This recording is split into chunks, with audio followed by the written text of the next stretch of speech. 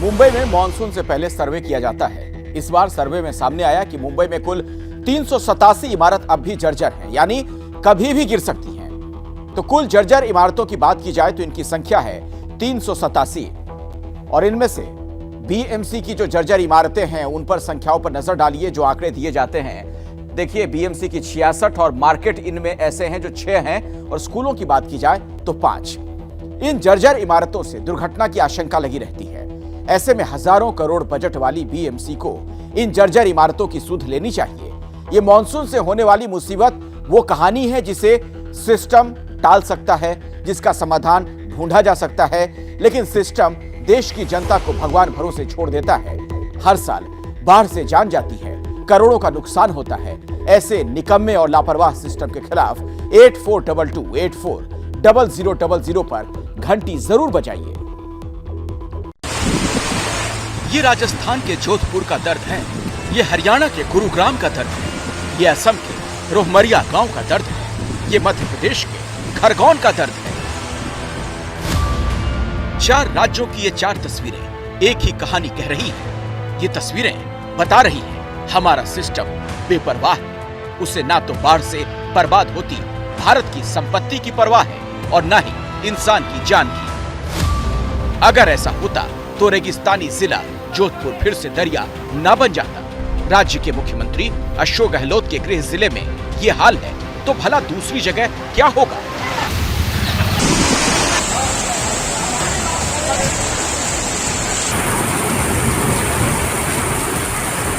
रविवार को सिर्फ 40 मिनट की मूसलाधार बारिश के बाद जोधपुर शहर बारिश के पानी में डूबा हुआ दिखाई देने लगा।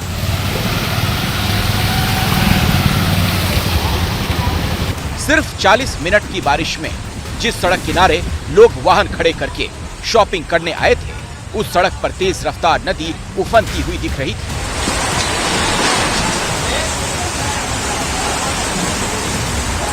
पानी दुकान के भीतर तक पहुंच गया। लोग वाहन छोड़कर सड़क का किनारा पकड़कर खड़े हो गए।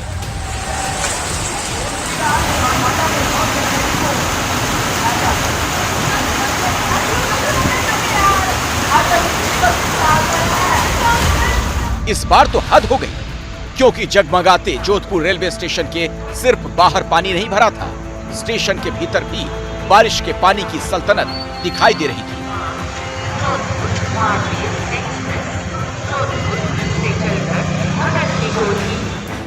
अब आप टीवी स्क्रीन पर मौजूद 2 तस्वीरें देखिए। पहली तस्वीर 27 जुलाई को जोधपुर से आई, जबकि दूसरी तस्वीर बिल्कुल ताजा है। 27 जुलाई को भी कुछ देर की बारिश में सैकड़ों किलो वजन वाली कार खिलौने की तरह बहती हुई दिखाई दी थी और ठीक वैसी ही तस्वीर एक बार फिर सामने आई। ये ठीक बात है कि इस बार जोधपुर में सामान्य से 85% ज्यादा बारिश हुई, लेकिन पिछली गलती के बाद भी प्रशासन सीखने को तैयार नहीं था। अब आपको दिखाते हैं एमपी के खरगोन की तस्वीरें। 1, 2, 3, 4, 5 आलीशान गाड़ियां पानी के तेज बहाव में फंसी हुई दिखाई दे रही हैं। गाड़ियों में रस्सी बांधकर उन्हें ट्रैक्टर के सहारे निकालने की कोशिश की जा रही है। बड़वाह के पास काटकूट नदी के पास जब ये कार यहाँ पार्क की गई थी तब यहाँ पानी नहीं था, लेकिन कुछ मिनटों के भीतर यहाँ इतना पानी आया कि 13 गाड़ियां बह गई। ये तो बची हुई कारें हैं जो यहाँ अचानक आई आफत की गवाही बनकर खड़ी रह गई। दरअसल इंदौर से कुछ परिवार खरगोन में नदी किनारे पिकनिक मनाने आए थे। नदी में अचानक जल स्तर इस तेजी से बढ़ा कि कोई कुछ समझ नहीं पाया। गाड़ियां तेजी से पानी में बहने लगीं और लोगों ने गाड़ियों से निकलकर जान बचाई। गनीमत ये रही कि गाड़ियों को नुकसान हुआ मगर किसी जान की हानि नहीं हुई। बताया जा रहा है कि इसके पीछे फ्लैश फ्लड था, अचानक पानी आना। आमतौर पर नदियों में इसके लिए सायरन लगाए जाते हैं ताकि लोग खतरा भांपकर नदी से दूर हो सकें। मॉनसून के सीजन में खास पिकनिक स्पॉट पर खास एहतियात किए जाते हैं, लेकिन यहाँ ऐसा नजर नहीं आया और इसीलिए कारें बह गईं। हालांकि जान का नुकसान होने से बच गया।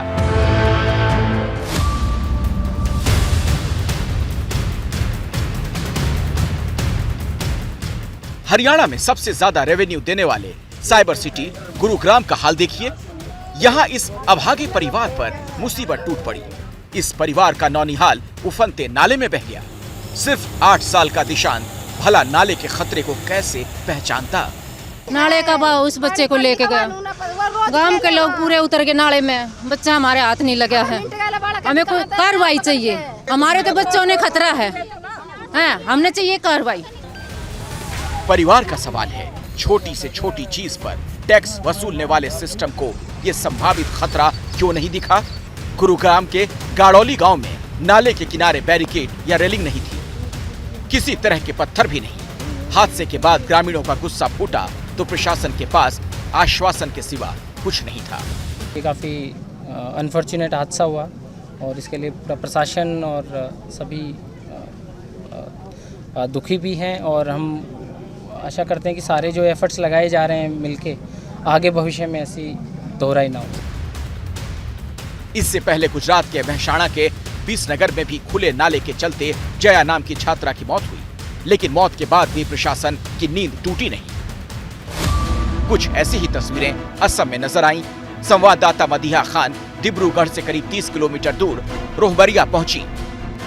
यहां भी बाढ़ से अपनों को खोने का दर्द साफ दिखाई दिया।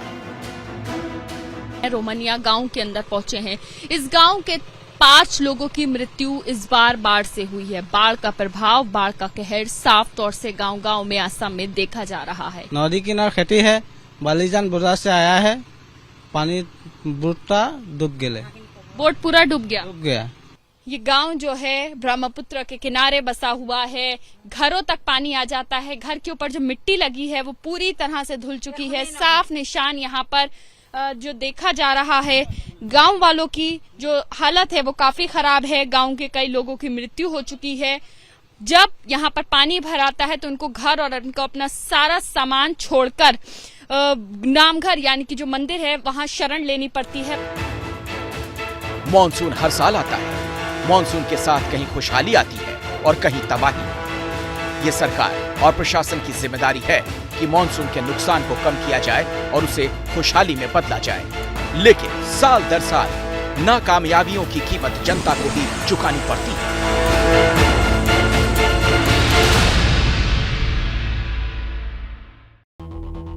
कई बार सरकारें और प्रशासन बाढ़ से होने वाली तबाही को कुदरती आफत कहकर अपनी जिम्मेदारी से पल्ला झाड़ लेते हैं, लेकिन ऐसा नहीं है। जो आफत हर साल आती है, क्या उससे जनता को बचाने की जिम्मेदारी भी सरकार की नहीं है? बाढ़ और बारिश से जुड़ी घटनाओं से इस साल अब तक 1439 मौत हो चुकी है, जबकि 35,202 घर तबाह हो चुके हैं। जबकि आजादी से अब तक की बात करें तो 1,07,000 लोगों की जान जा चुकी है। जी हां, यानी आजादी के 75 साल में करीब हर साल बाढ़ से 1,500 मौत होती है और अब तक 77 करोड़ 14 लाख घर तबाह हुए। ये भारत में मौजूद कुल घरों से ज्यादा है। आप अंदाजा लगाएं, आजादी के 75 सालों में हर साल 1 करोड़ से ज्यादा घर बाढ़ से तबाह हुए हैं। पूरे देश की बात कर लें तो ये तबाही 4 लाख करोड़ से ज्यादा की है। तो सोचिए, अगर यही पैसा देश के विकास में लगता तो देश का विकास कितना तेज होता। ये भी सच है, हर आपदा को टाला नहीं जा सकता, लेकिन यह भी सच है कि सही सूचना और तैयारी से कुदरत के कहर से नुकसान कम किया जा सकता है। और इसका उदाहरण है मॉनसून सीजन में बिजली गिरना। भारत में बिजली गिरने से हर साल 2500 से ज्यादा मौत होती है, जबकि अमेरिका में अगर यह आंकड़ा आप देखें तो सिर्फ 20। यानी जहां सिस्टम काम करता है वहां कुदरती आफत से होने वाले नुकसान को भी कम किया जा सकता है। ये हैं शर्मा जी, जो रात का खाना और देश दुनिया की सुर्खियां दोनों लेते हैं सुमित अवस्थी के साथ। अब ये हैं इनके पड़ोसी बनर्जी साहब। मिष्टी दोई खाते खाते पूरा बंगाल जान लेते हैं सुमन दे के साथ। इनकी तरह आप भी देखें अपने फेवरेट न्यूज एंकर को एक ही ऐप पर और डाउनलोड कीजिए एबीपी लाइव ऐप अपने स्मार्ट टीवी पर।